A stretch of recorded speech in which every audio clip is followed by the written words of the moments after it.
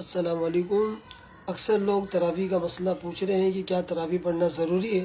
تو یاد رکھیں، حدیث شریف ہے کہ نبی کریم صلی اللہ تعالی وسلم نے ارشاد فرمایا، جس نے رمضان کی راتوں میں ایمان اور احتساب یعنی نفس کا محاسبہ کرنے کی نیت سے رات کو قیام کیا تو اس کے پچھلے تمام صغیرہ گناہ بخش دیے جاتے ہیں۔ تو اتنی بڑی فضیلت ہے، تو کوشش کریں آپ 20 رکعت پوری کر لیں۔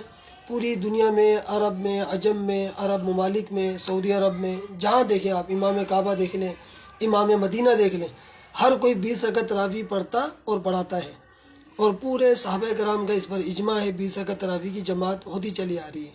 اب جس سے نہیں پڑھی جا رہی ہے ایک ساتھ، تو اس کو ہم یہ مشورہ دیتے ہیں کہ آپ 8 یا 12 رکعتیں عشاء میں پڑھ لیں، کچھ تہجد میں پڑھ لیں، 20 رکعت آپ پوری کر لیں، تاکہ آپ کو ماہ رمضان کی قیام کی مکمل فضیلت مل جائے۔